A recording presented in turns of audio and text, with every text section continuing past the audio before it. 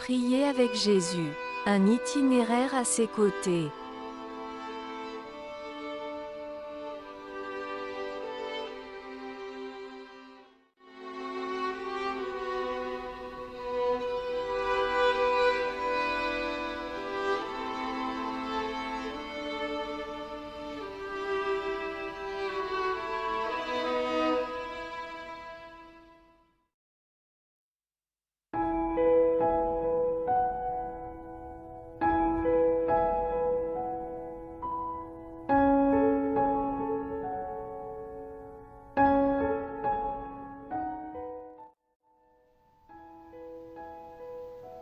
Bonjour à tous. Dans cette deuxième semaine de cheminement, nous sommes arrivés au jour 3. Le thème ce matin, rendre grâce. Jésus prit les pains, rendit grâce et les distribua à ceux qui étaient assis, et leur donna de même des poissons, autant qu'ils en voulurent. Nous dit Jean, le chapitre 6, le verset 11. Seigneur Jésus, sois notre hôte et bénis cette nourriture. Les différentes prières d'action de grâce au moment des repas restent, avec les prières lors du coucher, certains souvenirs et des pratiques de prière qui remontent le plus loin dans notre passé.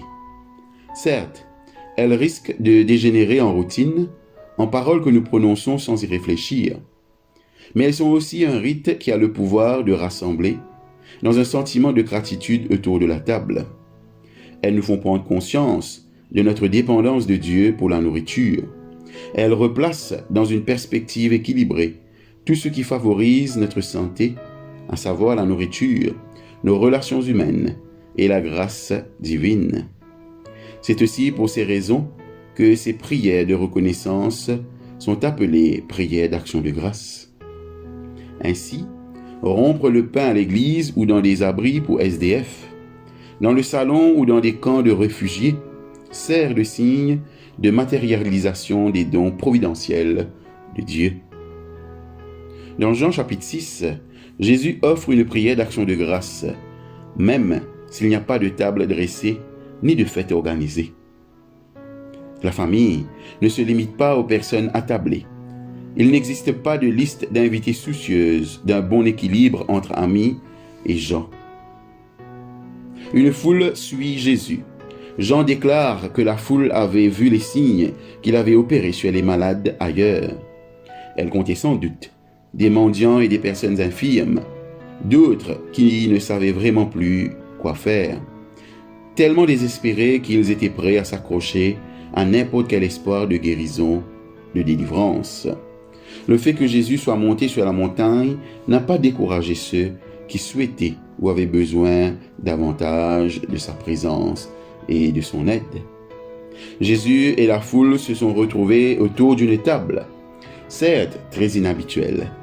Elle n'avait pas une surface en bois verni ou ciré, pas de chaise tout autour, pas de chandelier allumé, ni de service en argent étincelant.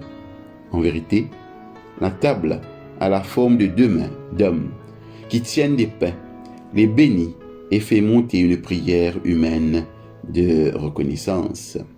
Ni Jean, ni les autres auteurs des évangiles ne rapportent le contenu de la prière de Jésus. Juif pieux, Jésus devait certainement adresser régulièrement sa prière de reconnaissance à Dieu, le Créateur, au Dieu qui avait donné la manne, à Dieu le Seigneur de la vigne et du blé. Mais que sa prière ait résonné de façon familière ou pris une forme nouvelle, elle laissa une empreinte profonde sur la foule. Les paroles qui célèbrent les bontés de Dieu remplirent d'abord les esprits, puis les estomacs. Qui dira, quel est le plus grand miracle? Jésus pria que la table se garnisse et tous furent rassasiés. Peut-être inversons-nous les choses dans notre façon de rendre grâce. Nous réfléchissons, préparons et agissons frénétiquement pour être sûrs que la table sera prête et bien garnie.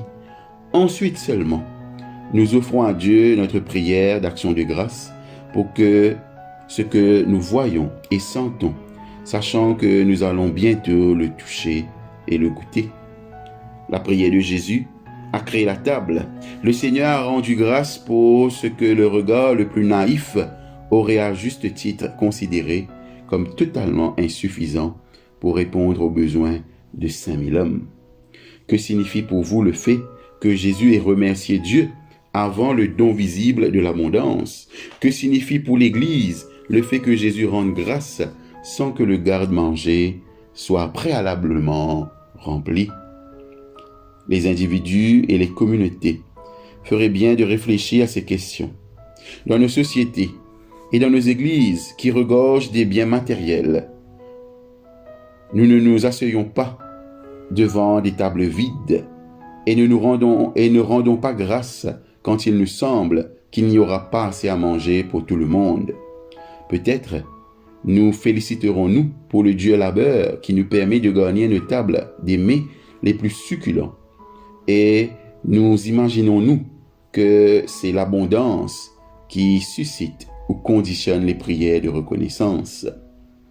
Jésus voyait les choses autrement. Dans le manque, Jésus rend grâce et tous sont rassasiés. L'abondance, ou du moins ce qui était suffisant pour la journée, suit la reconnaissance. La table qui nourrit ne trouve pas son origine dans ce que nous offrons à Dieu, mais dans les soins providentiels de Dieu qui met la table et ouvre la fête. Jésus fait confiance à Dieu. À partir de cette confiance, 5 pains et 2 poissons deviennent une raison de rendre grâce à Dieu devant une foule de 5000 hommes.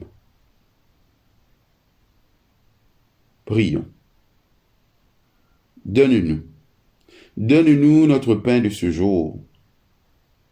Pour ce don de ta main, Seigneur Jésus, que je sois reconnaissant et que je sache le partager avec reconnaissance. Toi qui vis et règnes avec le Père dans les siècles des siècles. Amen. Votre exercice spirituel pour ce matin. La prochaine fois que vous préparerez un repas, rendez grâce avant de le préparer. Exprimez votre reconnaissance à Dieu pour le don de la nourriture et la possibilité de vous la procurer. Pensez à ceux dont les mains ont cueilli les fruits ou les légumes.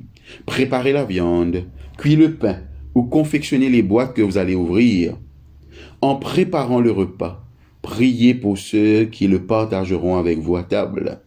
Mettez à part 1 ou 2 portions destinées à un voisin ou à un ami pour qui ce sera un cadeau apprécié et bienvenu. Arrangez-vous, si possible, d'offrir un repas à des nécessiteux. Dans toutes ces choses, rendez grâce à Dieu.